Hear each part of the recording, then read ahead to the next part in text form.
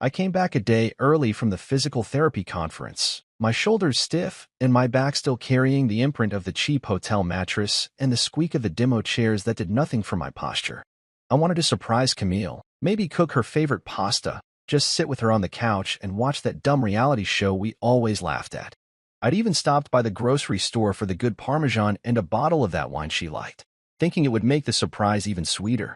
I didn't expect the street to be lined with cars, SUVs, and minivans parked haphazardly, kids darting between them with balloon animals and faces sticky from melting ice cream. I almost thought I'd turned onto the wrong block, but then I saw my house, my porch, and that banner. Family means forever stretched across the front like a declaration of war. I felt my hands tighten on the grocery bags, the plastic cutting into my palms. I'd never seen that banner before, and it sure as hell hadn't been part of any plan Camille or I had made. I parked at the curb, my mind already fogging with questions. Maybe I'd forgotten something, some family gathering Camille had mentioned offhand, something I'd nodded to without actually listening. But no, I would have remembered. I always remembered, because that's what I did. I carried the weight of the remembering, the planning, the fixing. That was my role. I stepped out of the car, my eyes scanning the crowd on the lawn and the porch, people with paper plates, red Solo cups, laughter that rang out too freely for my taste. And then I saw her. Camille. Her hair was in that casual updo she always wore to look effortless, but I knew it took her 40 minutes and half a can of hairspray to get it right. She was laughing, tilting her head back, her hand on my mother's arm as if she'd known her all her life, as if they'd shared secrets I'd never been let in on. My mother's face was flushed with the glow of social triumph, the same look she got whenever she hosted one of her book clubs and managed to impress everyone with her store-bought quiche.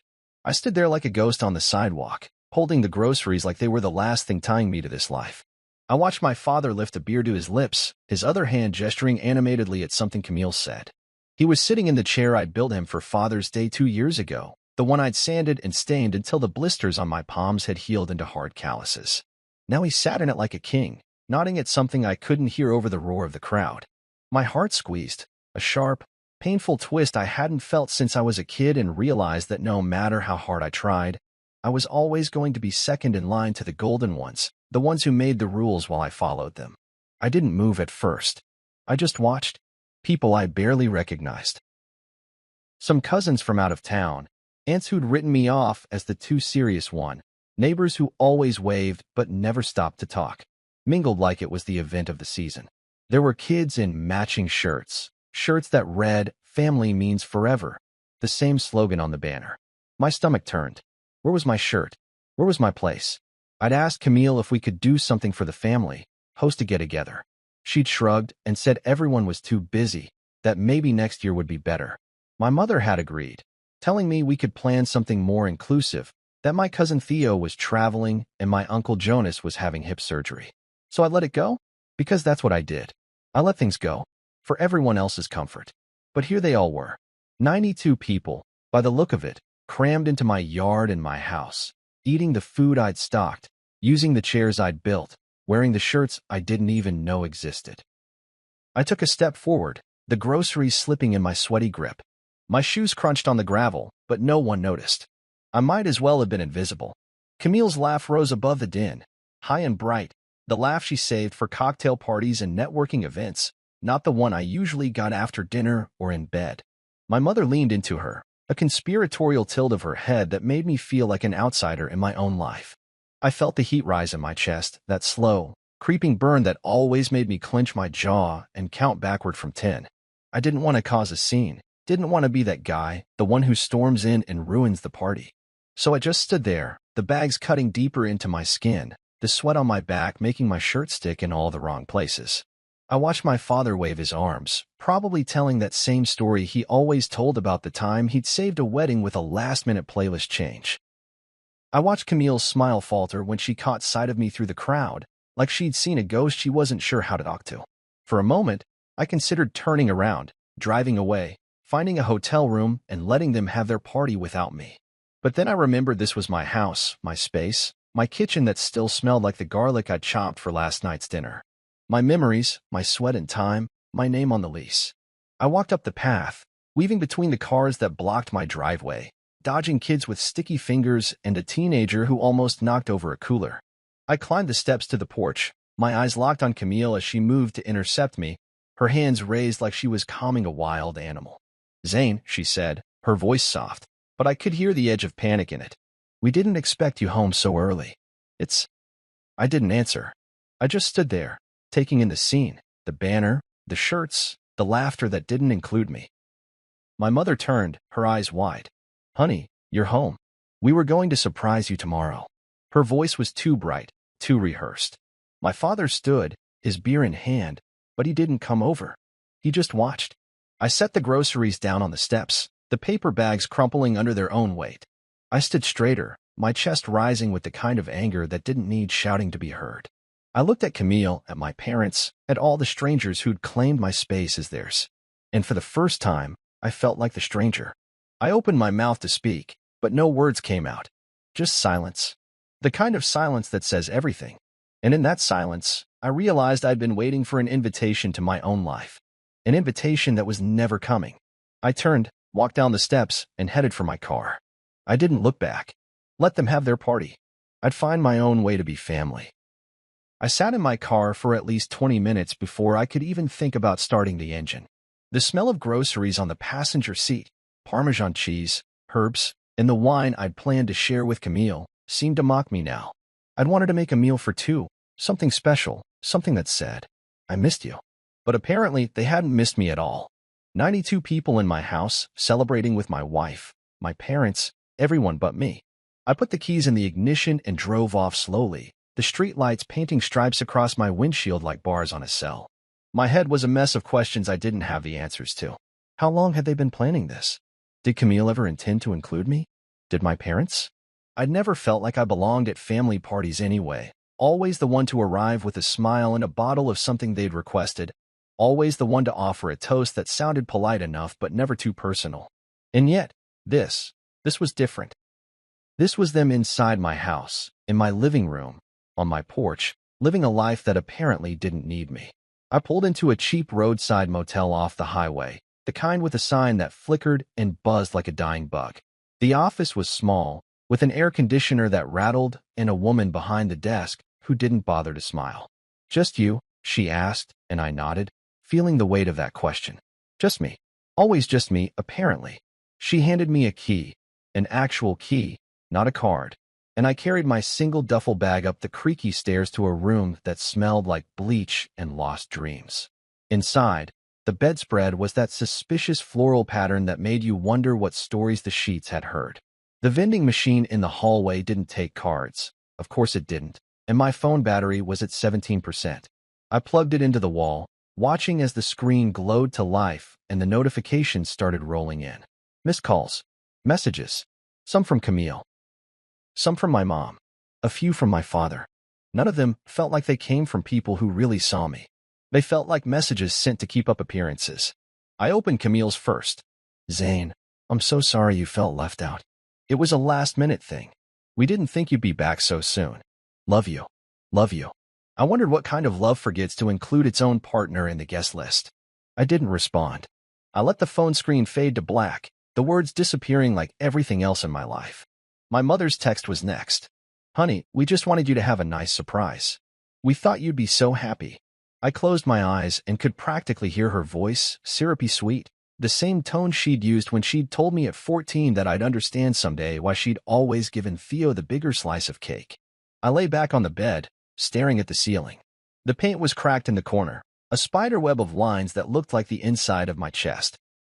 I remembered Camille's face when I'd walked up to the porch, how she'd tried to look calm but failed, how she'd stood there with her perfect hair and perfect smile, holding a glass of my mother's signature lemonade like it was a prize. I could almost taste it, sweet, tart, and full of artificial cheer. I'd watched her once, squeezing lemons at our old apartment, the juice running down her wrists. She'd always said it reminded her of summers at her grandmother's house. I'd believed her then, believed all her stories. But now I wondered how many of them were real. I couldn't stop replaying the scene of my father in that chair I'd built him, slouched back, legs crossed, holding court like a king. I'd worked nights at the clinic for weeks to buy the supplies, to sand every joint until it was smooth. I'd wanted him to be proud. Wanted him to see me as more than the kid who never quite measured up to Theo or any of the others. But he'd sat there like it was his birthright, like the chair had just appeared because the world owed him comfort. And me? I was just the afterthought, the one who showed up to pay the bills and patch the wounds. My phone buzzed again. Camille this time. Zane, please call me. We can talk about this. I put the phone face down on the nightstand. The hum of the vending machine outside seemed louder now, like a chant. I thought about going home, about walking back into that house full of people who'd build a world without me. But the thought made my chest ache, like a tight band pulling at my ribs. I wasn't ready to face them, not tonight. Maybe not ever. The worst part wasn't the party itself. It was the realization that maybe I'd always been standing behind that hedge, watching my life happen without me. Every time I'd said yes to another favor, every time I'd lent money or time or energy, every time I'd smiled through the pain. I'd been feeding a machine that didn't even know I was a part of it. I thought about my father's knee, the one I'd treated after his fall in the garage. I'd been so proud to help him, to use my skills to make his pain go away. But now I wondered if that was just another way to keep me in line, keep me useful.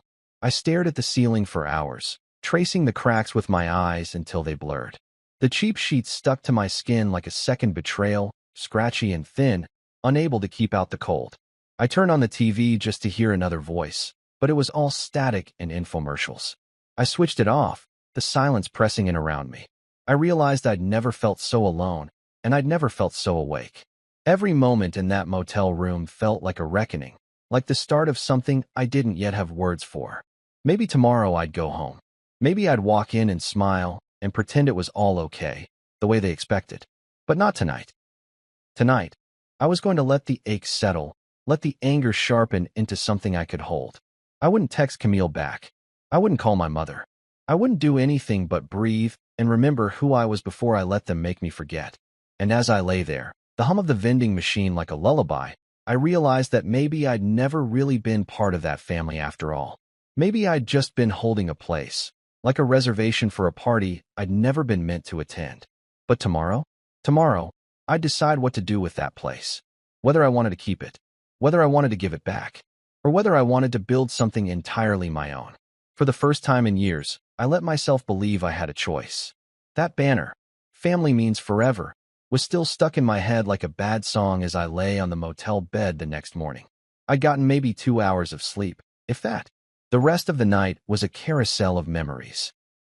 My father's laugh at something Camille said, the clinking of glasses, the matching shirts that screamed unity while I stood on the outside looking in. Family means forever. I couldn't stop replaying the way my stomach dropped when I'd first read it, like a punch I'd never seen coming. I'd suggested a family reunion months ago. Camille had waved it off with a smile that said she was humoring me. Maybe next year, babe. Everyone's so busy, you know? My mom had agreed, chiming in with her standard, "It's just not the right time, honey." So I let it go. Because that's what I always did. Let it go. For them. For her. For all of them. I'd always put their comfort before my own. I told myself it was the right thing to do, that I was the glue holding things together, the one who understood everyone's quirks and needs. But that banner proved me wrong. It proved that glue only sticks when people actually want to be stuck together. I'd helped Arthur when his knee gave out. Middle of the night, emergency call, he couldn't drive. I'd been there with my clinical bag, my steady hands, my reassuring smile. "It's okay, Dad. We'll get you through this," I'd said, even as he winced and cursed under his breath. I'd done the same for Delilah, sitting with her through her sciatica flares, massaging her lower back while she complained about the neighbors and her sisters and the price of groceries. I'd been there. Always. And Camille, God. I'd sat up late editing her business grant proposals, fixing every word she'd second-guessed, celebrating her small wins like they were my own. I'd done all of it without complaint, without asking for anything in return. But that banner, "Family means forever," felt like a brand, a mark that I wasn't even in their book anymore. The shirts, the laughter, the glasses raised and toasts I wasn't part of. It was a family I didn't recognize. And it all happened under my roof. My house. My name on the lease. My sweat in the walls. I'd paid for every repair, every upgrade, every mortgage payment. They'd made it their party in my home. That morning, I couldn't stay in that motel room another minute. The cheap floral bedspread smelled like bleach, and the TV didn't have anything worth watching. I checked out, the front desk clerk giving me a half smile that said she'd seen too many men like me, disheveled, red-eyed, carrying bags that didn't match their clothes. I drove back to the house, hands gripping the steering wheel until my knuckles went white. Every mile felt like a challenge I wasn't sure I was ready to meet. When I pulled up to my driveway, the place was quiet. The banner was gone, the lawn cleaned up like nothing had ever happened. Like the evidence of my exclusion had been scrubbed clean with a pressure washer and a bottle of bleach. I parked at the curb and sat there, staring at the front door, half expecting someone to come out and tell me I'd imagined the whole thing. But the memories were too fresh. Too real. I walked up to the porch slowly, every step feeling like it carried 100 pounds. The front door was unlocked. I pushed it open and stepped inside. The house smelled like lemon cleaner and something else, maybe guilt. The living room was spotless. Not a single balloon or cup left behind. It was like a crime scene wiped clean. My chest tightened. They'd erased it. They tried to erase me. I stood in the doorway, scanning the room. Every picture frame straightened, every magazine stacked. I wondered who had stayed behind to scrub away the proof that they'd lived here without me. Camille? My mother? Both? The kitchen counters gleamed like the surface of the moon. The fridge had a new grocery list stuck to it, Camille's handwriting, neat and cheerful, like a note to herself that everything was fine. But it wasn't fine. I dropped my bag by the door and walked into the kitchen. The sink was empty. No plates. No cups. No laughter. No proof. Just me. I leaned against the counter and let my head fall forward. The weight of the last 24 hours pressed down on me like a boulder. Every time I tried to show up for them, they'd taken it for granted. Every time I'd offered my time, my money, my expertise, they'd smiled and taken it. But the one time I'd needed to feel like I belonged, like I mattered enough to be included, they'd locked me out. And that banner, "Family means forever," taunted me with every letter. It was my breaking point. The place inside me that had always said, "Be patient," snapped. I felt a quiet, cold certainty settle into my bones. I was done. Done being the glue. Done being the steady hand. Done being the one who always said yes. I thought about every favor I'd ever done. Every late-night call I'd answered. Every smile I'd forced when all I'd wanted to do was scream. I thought about Camille's laughter with my mother on the porch, the matching shirts, the inside jokes that didn't include me. Something shifted. I felt it, like a fault line finally giving way. I wasn't angry. Not the kind of anger that burns bright and then fizzles out. This was something else. Something colder. Something that would last. I took a deep breath and walked over to my desk. I opened my laptop and stared at the screen. My calendar blinked back at me. Appointments, reminders, favors. All the things I'd built my life around. For them. For her. For everyone but me. I started clicking. One by one, I deleted the sessions I'd booked for Camille's yoga friends. The extra shifts I'd picked up for Arthur's golf buddies. The weekend I'd promised to help Delilah with her garden party. Gone. I opened my banking app and stared at the monthly transfer I'd been sending my parents since I got my first decent clinical job. For $100 a month. For emergencies. For just in case. I'd never questioned it. Never even thought to. But now I did. I hovered over the cancel button, my finger shaking. And then I pressed it. The screen flickered. Confirmed. I felt a rush of relief so sharp it made me dizzy. My hands trembled. I wasn't the glue anymore. I wasn't their safety net. I was just me. And for the first time in years, that felt like enough.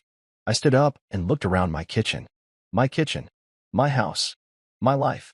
No more favors. No more pretending. Just me. I'd always thought that banner, "Family means forever," meant something about loyalty, about love that didn't give up. But now I saw it for what it was, a slogan, a marketing line, a way to make people like me belly. And so I let the banner fade from my mind. I let the memories of the laughter and the shirts and the glasses raised in my house fade. I let the anger settle into something that would guide me, not consume me. Because this was my house, my life. And if family meant forever, then it was going to start with me. With boundaries. With respect. With finally choosing myself. Back home the next morning, I stood in the kitchen, staring at the spotless counters that looked like they'd been scrubbed by a professional cleaning crew trying to erase every trace of laughter and clinking glasses. It was so clean it almost felt sterile, like a hospital room where something had just died and the staff was too polite to mention it. My eyes drifted to the sink, empty, not even a stray cup or fork, as if no one had been here at all. But I knew better. They'd been here. Camille, my parents, 92 other people. Taking up space in my house, filling it with their conversations and their plans and their smiles that didn't include me. I took a seat at the kitchen table, the same table where I'd taught Camille to play cards, the same table where my father had once praised me for getting into the program at St. John's. It felt like a different life now. I opened my laptop and watched the screen glow to life, that same banking app icon staring at me from the bottom row like a dare. I clicked it, my heart pounding in my chest like a war drum. My parents had been getting $400 a month from me since the first paycheck from my clinical job. No questions asked, no strings attached. I told myself it was my way of giving back for all they'd done for me, the sacrifices they'd made. But yesterday proved they'd stopped seeing me as a son and started seeing me as a paycheck with a stethoscope. I navigated to the transfer screen, my cursor hovering over the recurring payment. My mother's voice echoed in my head. Honey, it's just a small token to help with the house upkeep. And Arthur's voice, too, deep and confident. We appreciate everything you do, son. But appreciation wasn't a seat at my table when it counted. Appreciation didn't earn me a place at the biggest party they'd thrown in years. I clicked Cancel Transfer, and the screen blinked like a lifeline cut. A message popped up. Are you sure you want to cancel this transfer? I clicked Yes without hesitating. A slow, unfamiliar smile spread across my face as the confirmation appeared. I felt lighter, like a chain had snapped. I leaned back in my chair, exhaling a breath I hadn't realized I'd been holding for years. A quiet voice inside me whispered, "You're free." I closed the banking app and opened my calendar next. The entries stared back at me like accusations. Camille's mom's posture session, Delilah's sciatica therapy, Arthur's shoulder reset after golf. All those unpaid favors I'd agreed to because family was supposed to mean giving without expecting anything in return. But family, I realized now, was supposed to go both ways. And they hadn't shown up for me. Not even close. I started deleting.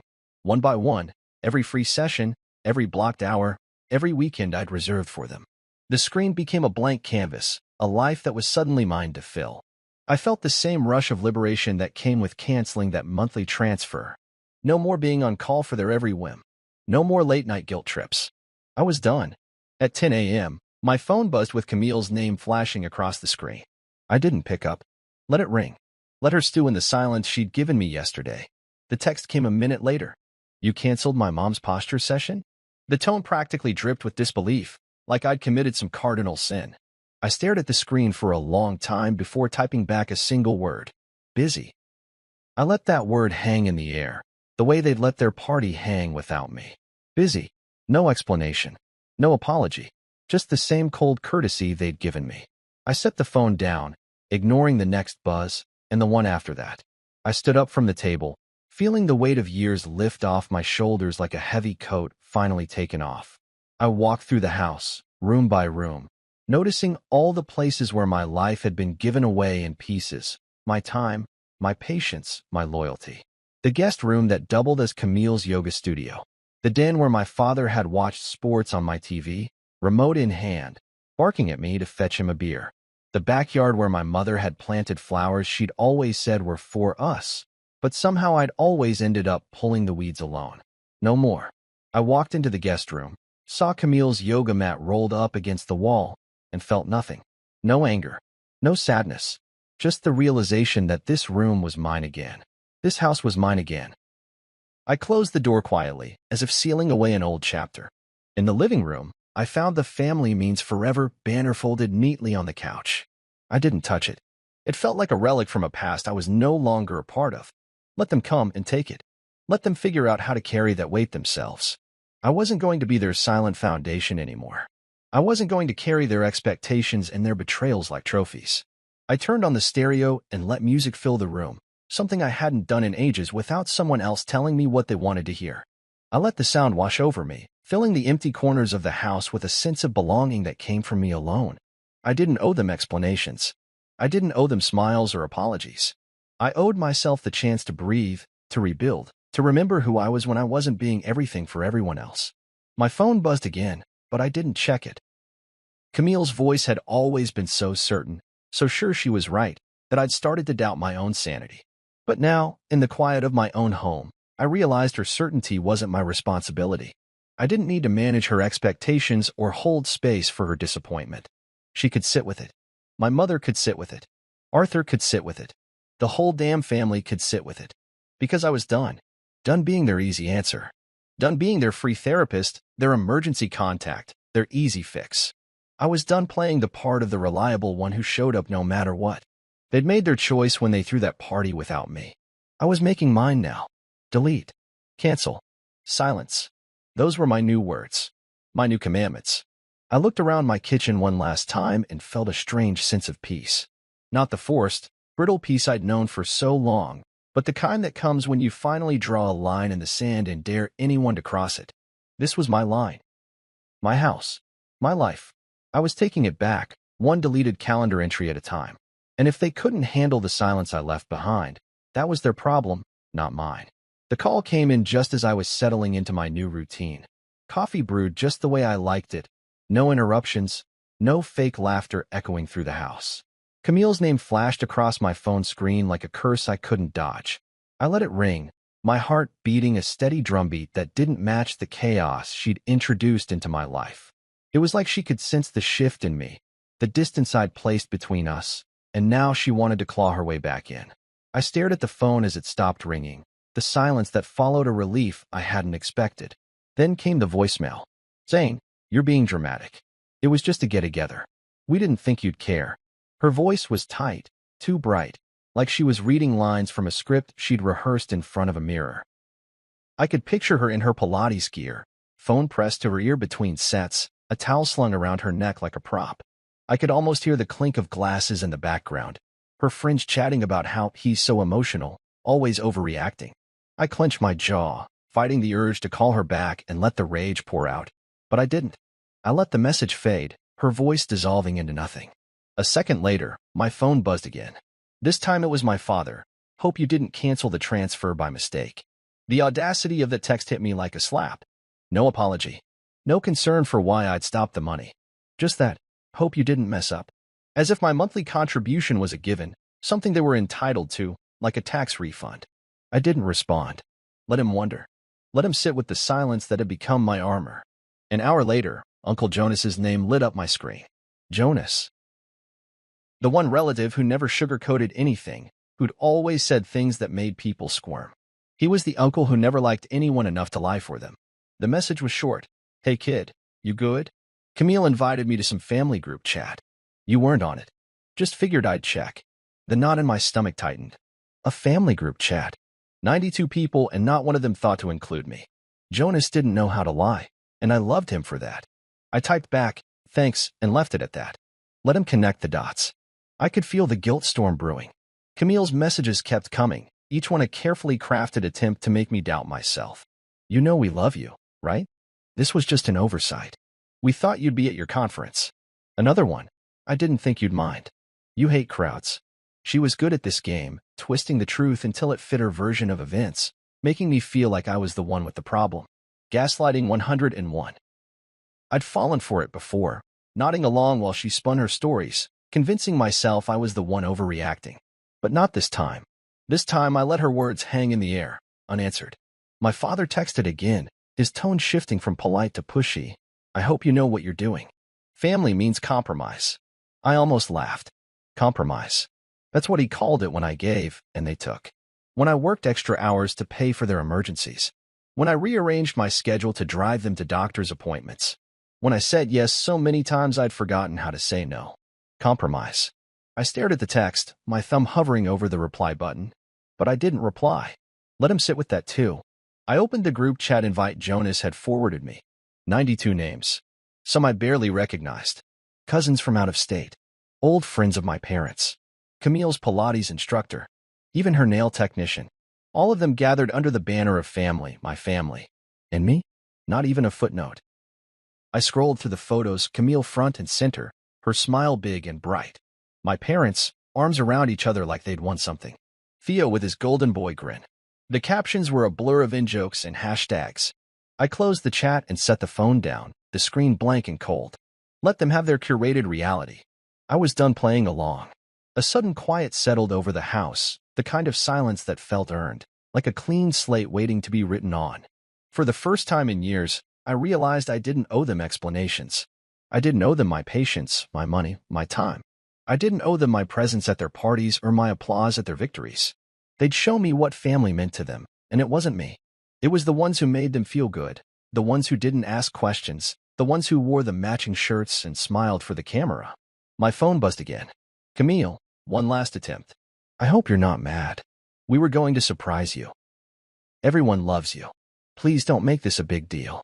I could practically hear the tears in her voice, the same tears she'd used every time she'd needed me to forget her slights, to forgive her omissions, to let her off the hook. But tears are just water, and water evaporates. I stared at the message until the screen dimmed, the words fading into the darkness like a final performance. I took a deep breath and let the quiet fill me. I thought about every time I'd stayed late to help my dad with his shoulder, every time I'd massaged Delilah's back while she complained about her sisters, every time I'd made Camille's life easier at the expense of my own. And I thought about that banner, "Family means forever," mocking me from my own porch. I let the anger settle, cold and sharp, a blade I could wield if I needed to. But for now, I let it rest. They could keep their group chats and their matching shirts. They could keep their parties and their excuses. I was done. Done being the one who carried the weight of everyone else's comfort. Done being the one who always said yes, who always showed up, who always made it easy for them to forget me. Let them stew in the silence I left behind. Let them wonder why the glue wasn't holding everything together anymore.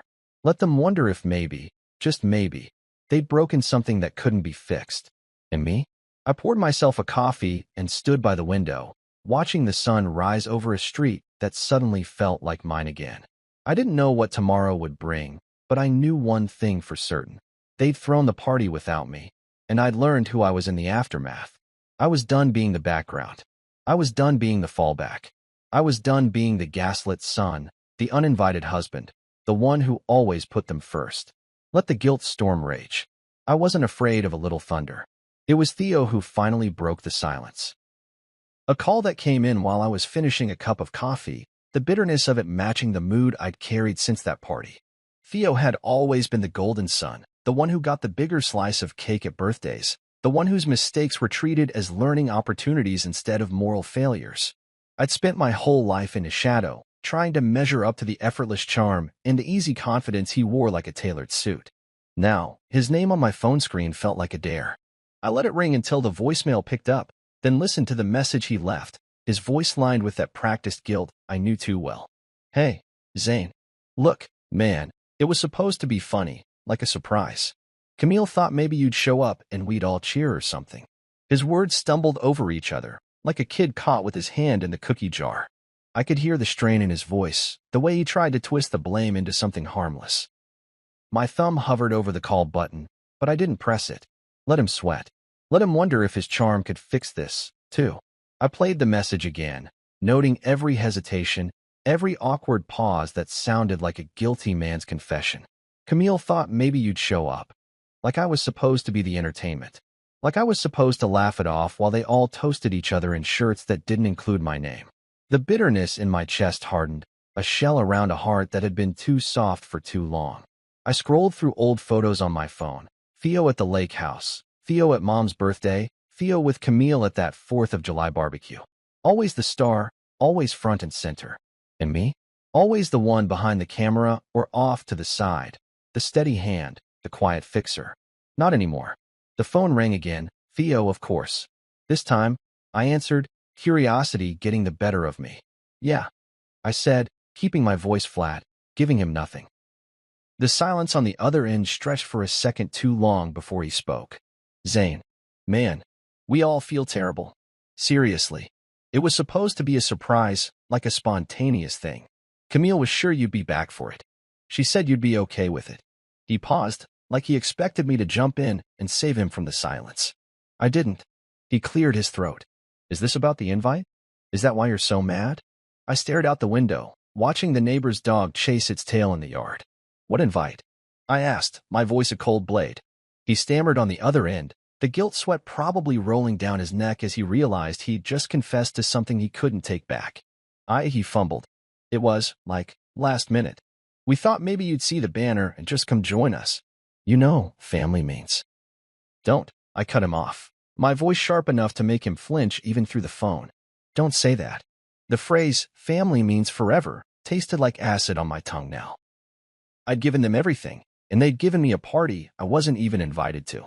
You all decided it was easier to leave me out than to ask me in, I said, every word deliberate, controlled. Don't pretend it was an oversight. It was a choice. He didn't speak for a long moment. I could hear his breath, uneven and shaky. Camille thought. Camille doesn't get to speak for me, I snapped, the anger in my chest finally boiling over. And neither do you. I hung up before he could answer, my hand trembling as I set the phone down. My coffee had gone cold, but I didn't care. I was done playing the accommodating brother. I was done being the silent one who absorbed the blame and carried the guilt. Let Theo sit with the silence I left behind. Let him try to charm his way out of that. I walked through the house, the familiar rooms suddenly feeling different, like I'd finally taken ownership of them. The photos on the mantel, the worn-out rug in the living room, the chair by the window. All of it felt like it belonged to me again. I paused by the fireplace, looking at a family photo from years ago. Theo in the center, his smile bright and sure, me on the side, my hand on Dad's shoulder, the glue that held it all together.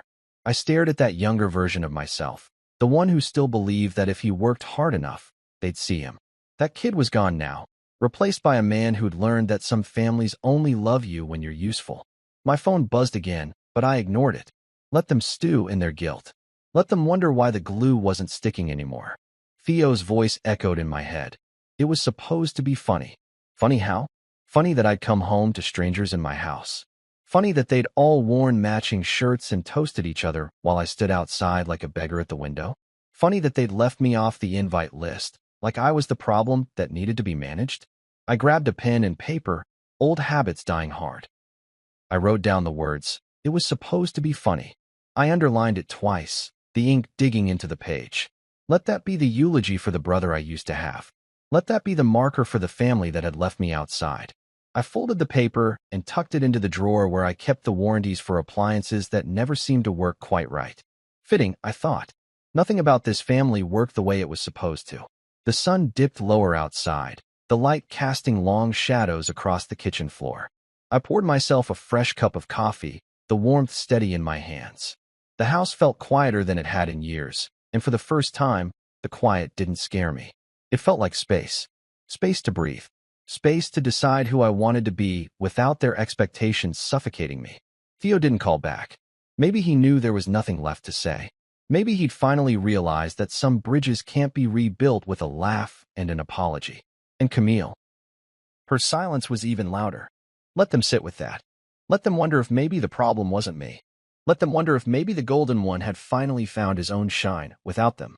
And me? I sat at the kitchen table, coffee in hand, and watched the sun set on a day that felt like the first of a new life. A life where I didn't have to explain myself, where I didn't have to play the part of the good son or the forgiving husband. A life where the silence was mine and mine. A week passed without another call from Theo or Camille, and I found the silence to be the best gift I'd ever received. For the first time in years, I woke up without the weight of someone else's expectations on my chest. The house felt different, too calmer, like it had finally exhaled all the tension it had been holding for too long. I moved through the rooms at my own pace, coffee cup in hand, my phone on the table and blissfully quiet. It was as if the walls themselves had decided I deserved a break. I'd always believed that family meant compromise, but now I realized that sometimes it meant protecting your own peace from the people who claimed to love you the most. That morning, the sun streamed through the living room windows, catching the dust motes in the air like tiny stars. I just started on a crossword puzzle, a luxury I hadn't let myself enjoy in years, when I heard the knock. 3 sharp raps, too familiar to be a stranger, too hesitant to be a neighbor. I knew before I even stood up that it was them. Camille. My parents. Maybe Theo, if he'd grown the backbone to show his face. I considered ignoring it, pretending I wasn't home. But part of me, the part that still wanted to believe they could change, pulled me to the door. I opened it slowly, bracing myself. Camille stood there first, her arms crossed, her mouth set in that line I knew too well, the one that said she'd come to talk me out of my own feelings. Behind her, my mother held a store-bought pie in a foil tin, the kind she'd always bought when she didn't want to put in the effort but wanted the credit anyway. Arthur was there too, his hands stuffed in the pockets of his windbreaker, his eyes darting around like he'd rather be anywhere else. No Theo. I couldn't decide if that was a blessing or a disappointment. Can we talk? Camille asked, her voice soft and measured, rehearsed, like she'd practiced it on the drive over. I didn't move. I didn't open the door wider. I leaned against the frame, the barrier between us. "You're talking," I said, my voice calm. I'd learned the power of calm, the way it made people who thrived on chaos uncomfortable. Arthur cleared his throat, his eyes landing on the pie in Delilah's hands as if it might save him from the awkwardness. Delilah stepped forward, the pie outstretched like a peace offering. "We brought something," she said, her voice syrupy sweet, the same tone she'd used when I was 10 and she'd forgotten to pick me up from school. "Apple crumble. Your favorite." I stared at it, the crust uneven, the foil crimped like a sad little crown. My favorite? She hadn't asked. She hadn't checked. She'd just assumed. Like she'd always assumed I'd be here waiting. Like they'd always assumed I'd forgive them because I always had. Arthur shifted, his windbreaker crackling. "Zane, about the bank transfer, was that a mistake?" His voice was careful, like a man walking a tightrope. Not an apology. Just an attempt to keep the money flowing. I almost laughed at how transparent he was. "No," I said, my voice steady. "It was intentional. The way his face fell might have once made me feel guilty, but now it felt like freedom. Like I'd finally handed him the check he'd written for himself." Camille's jaw tightened. I could see the cracks in her calm. "This isn't you," she whispered, her voice low, like she was speaking to a scared child. "You're not this person." She meant it as an insult, but it landed like a compliment. "Wrong," I said, and the certainty in my own voice surprised me. "This is finally me. You just liked me better when I was tired, silent, and useful." Her mouth opened as if to argue, but I didn't give her the chance. I closed the door, the sound final, the kind of punctuation that didn't need words. I stood there for a moment, my hand on the doorknob, my heart hammering in my chest. I'd never slammed a door on my mother before. I'd never walked away from Camille's tears. But this wasn't the same man who'd smiled and said, "It's okay," when people forgot him. This was the man who'd stood outside his own house while his family partied inside. This was the man who'd learned that sometimes you have to close the door to keep your own peace. Through the window, I watched them linger on the porch. Camille looked at the ground, her arms folded tight. Arthur spoke to Delilah in low tones, his hand gesturing toward the house as if it was an extension of himself. Delilah clutched the pie like a child's toy she wasn't ready to give up. They didn't look at me. They didn't knock again. After a minute, they turned and left, their footsteps slow, defeated. I didn't feel sorry. I didn't feel anything but relief. Back inside, I sank into the couch, my breath steady, my mind clearer than it had been in years. The house felt different now, like it had finally chosen me. The silence was a gift I'd given myself, one I wasn't going to let them steal. My phone vibrated once, Camille's name lighting up the screen. I didn't answer. I didn't even read the message. Let her talk to the locked door. Let them all talk to the locked door. I got up and went to the kitchen, the smell of fresh coffee already filling the air. I poured a cup, the steam rising like a promise. I took it to the window and watched the sun climb higher, the street quiet and empty. For the first time in a long time, I felt like I was home. Really home. Not the man waiting to be invited in. Not the man serving everyone else's needs. Just me. And that was enough. I sipped the coffee slowly, letting the warmth settle into my chest. I thought about the pie, still sitting on the porch, probably already cold. Let it stay there. Let the raccoons have it. I'd never really liked apple crumble anyway. They didn't stop after the door closed in their faces.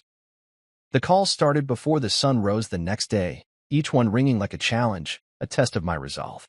My phone buzzed on the nightstand, the screen lighting up with names I'd known my whole life: Camille, Delilah, Arthur, Theo, even a few distant cousins I hadn't spoken to in years. 92 names on that party list, all of them suddenly so desperate to explain themselves. It was like a switch had flipped, and now they couldn't stand the quiet I'd given them. I let every call go to voicemail. I'd learned that sometimes silence is the only answer that means anything. Theo left the first message. "Come on, man. Don't be like this. We didn't mean it that way." His voice cracked on the word "this," like he was trying to force sincerity through a speaker. I deleted it without listening twice. Camille tried next, her tone sticky sweet, the voice she'd used on The Neighbors when she wanted something. "Zane, please. We all love you." We just thought, delete.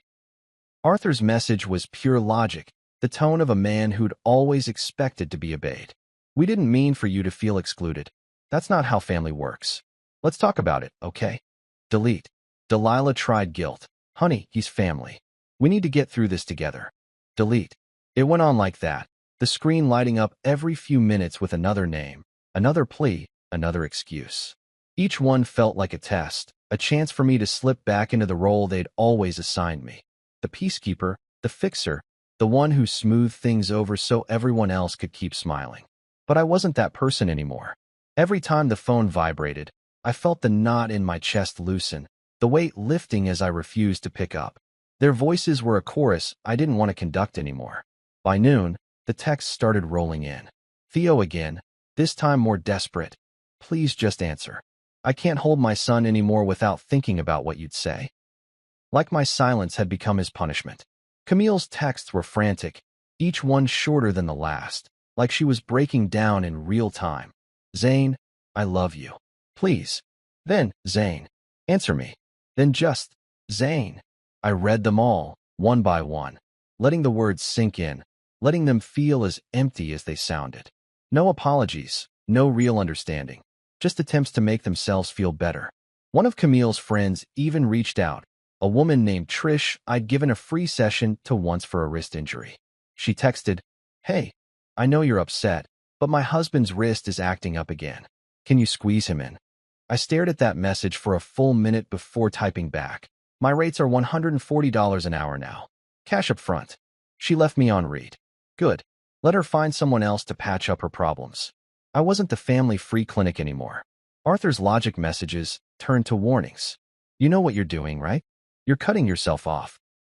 As if he'd ever been the one on the receiving end of a locked door. As if he knew the first thing about being on the outside looking in. I wanted to text him back and ask how it felt to be the one begging for scraps now, but I didn't. I'd learned that sometimes the best revenge is no reply at all. Let him sit with it. Let them all sit with it. My mother's messages were the hardest to ignore. Honey, you know how family works. We all make mistakes. Don't throw us away over one party. One party. That's what she called it. A single night, one oversight, one little moment. As if that banner, those shirts, those smiles that didn't include me had been a mistake, a slip of the tongue instead of the whole truth laid bare. I let her words pass through me like water. I was done explaining to her that one party was all it took to show me where I really stood. By the time the sun dipped below the horizon, I had 105 missed calls and 53 unread messages. A record, even for this family. I poured myself a whiskey and sat on the back porch, the air cool against my skin. I watched the last of the light fade, the darkness settling in like a friend. I let the phone sit on the table beside me, its screen dark and silent. I didn't need to see their names to know what they wanted. They wanted me back in the role they'd written for me. The peacemaker. The fixer. The one who always said yes. But I deleted that script. I'd canceled that show. And I wasn't going to answer their calls to stage a comeback. One of Camille's messages stuck with me, though. It came in at 3 a.m., the time when regret always hits the hardest. I didn't think you'd care, she wrote. 5 words that told me everything I needed to know. She hadn't thought I'd care. She hadn't thought I'd be hurt by being left out of my own home. She hadn't thought I'd feel betrayed when the people I'd trusted most decided I wasn't worth inviting. She hadn't thought of me at all. I stared at that message, the screen's glow fading in the dark, and let it settle into my bones. I didn't think you'd care. That was the core of it. That was the story of my life. I took a sip of the whiskey, the burn steady and honest. The calls kept coming, the screen lighting up every few minutes with another name from that party list. I let them ring. I let them all ring. 92 names, and none of them had thought to ask if I wanted to be included. 92 names, and now they all wanted to be the one to fix it. But they didn't get to fix it. Not this time. I was the only one who could do that. And I was doing it, one ignored call at a time. The night air grew colder, the stars overhead sharp and bright. I leaned back in the chair, the whiskey warming my chest, and let the silence fill me. A silence I'd earned. A silence I wasn't afraid of anymore. I thought about every favor I'd ever done, every night I'd stayed late to help, every dollar I'd given without being asked. I thought about the man I'd been and the man I was becoming. And I knew one thing, the calls would keep coming. The guilt would keep coming. But I wasn't picking up. I wasn't answering. Because my peace didn't need their permission. My peace was mine to keep. And I intended to keep it. It was late afternoon when my phone buzzed with a message from Brielle, a cousin I hadn't spoken to in years. Her name lit up the screen like a sudden spark in the darkness of my self-imposed silence. I almost ignored it, but curiosity won out. I opened the message, and there it was, words that made my stomach twist and my heart pound like a war drum. You weren't invited? That's insane. Attached was a screenshot, and I had to read it twice to make sure I wasn't imagining it. Theo's name was at the top, his words casual and careless. Zane wouldn't have enjoyed it anyway. Below that, a reply I didn't recognize. You threw a party in his house. I felt the sting of betrayal all over again, sharper than any voicemail or text. They discussed me like I was an afterthought, like my feelings didn't matter, like my presence would have been an inconvenience at my own home. I stared at the screen, my jaw tight, every muscle in my body tense. The floodgates opened then. Messages from cousins and relatives I'd barely spoken to started rolling in. Hey, man, I can't believe they left you out, one wrote. Another, that's so messed up. I'd have flipped the dessert table. A third, if they did that to me, I'd never speak to them again. The irony hit me then. These were the same people who'd never made much effort to connect before, but now they wanted to be on the right side of the mess. I read every message, each one like a small validation that maybe I wasn't the crazy one after all. The group chat itself started to fracture, Theo's name popping up less and less as the others shared their own outrage. Aunt Rosalind, who'd always sat on the fence at family gatherings, sent me a private message. Zane, I'm sorry. This is wrong. I wish I'd known. Her apology was too late to fix anything, but it cracked the wall just enough to let some light in. For the first time, I felt seen by at least one person. I typed back a simple, thanks. No explanations. No justifications. Just thanks. But even as the tide turned, part of me wondered why it had taken so long. Why hadn't anyone thought to check on me before now? Why hadn't anyone wondered where I was during the party? The answers were as bitter as they were obvious. I taught them not to. I taught them that I'd always show up, always fix the problems, always forgive. I'd made it easy for them to forget that I had feelings too. That I was more than the background support character in their family drama. As the messages kept coming, some supportive, some cautious, some still trying to smooth things over, I felt a strange sense of power. I wasn't the quiet, compliant brother anymore. I wasn't the husband who let things slide. I wasn't the son who picked up every call. I was the man who finally saw the truth. And the truth was that my place in this family had always been conditional. Useful when they needed me, disposable when they didn't. I closed the group chat, the phone suddenly heavy in my hand. The sun was setting outside, painting the sky with streaks of pink and orange. I stood at the window, the last light reflecting on the glass, and let the realization settle into my bones. The family tree hadn't fallen, but it had swayed. And in that swaying, I'd found something stronger than their approval. I'd found my own worth. They could keep their shirts and banners and group chats. They could keep their guilt and their apologies and their excuses. I was done being the glue. I was done being the fixer. I was done being the silent one who made everything okay. I wasn't afraid of the echo anymore. It was my silence, and I'd earned it. Let them figure out how to live with that. It's been 10 months since that day on the porch, the day I closed the door and let them stand outside with their pie and their forced apologies. 10 months of quiet that didn't feel like punishment, but rather like the reward I'd never given myself. Camille and I divorced with paperwork that arrived in a thick envelope, her signature cold and precise. No big fight, no courtroom drama, just a line drawn where love used to be. She said she didn't see it coming, that she thought we'd figure it out. That was the problem. She'd never really seen me at all. Arthur and Delilah sold their house and moved into a condo. Mom said it was easier on her back, but I knew it was guilt that made her shrink the space around her. I heard from Aunt Rosalind that Arthur grumbled about the lack of loyalty from me, as if I'd simply failed to be the son he wanted. Loyalty, to him, was me picking up his calls and fixing his problems. Loyalty was me sitting in the background so Theo could shine. Loyalty was me erasing myself for their comfort. Theo finally learned to pay for his own massage therapist, something he complained about for years because family always looks out for each other. I guess I taught him that some things are worth paying for when the family member you leaned on decides to stand up for himself. He didn't call me again. Maybe he knew the bridge between us had burned the night I refused to be part of his script. And me? I opened a private clinic downtown. The sign on the door reads my name, bold and clean. The waiting room is always full. People who value me for what I do, not for what I can do for free. People who pay their bills on time. People who ask how I am and mean it. Every time I walk through that door, I feel like I belong there. Like the world finally decided to recognize my worth because I demanded it. Sometimes I get texts from family. Small talk. Hope you're well. Happy birthday. Miss you. I reply when I feel like it, but mostly I don't. Not because I'm angry, but because I finally understand that responding isn't my obligation. My time is mine now. My attention is mine.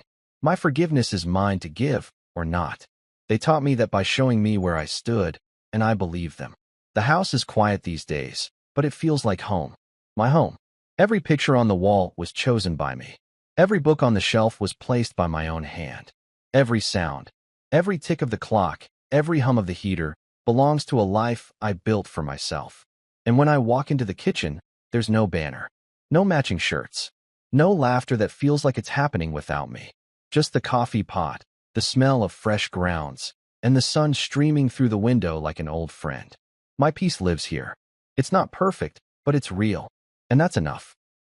Sometimes I think about what they'd say if they could see me now. You've changed, they'd say, as if that was a bad thing.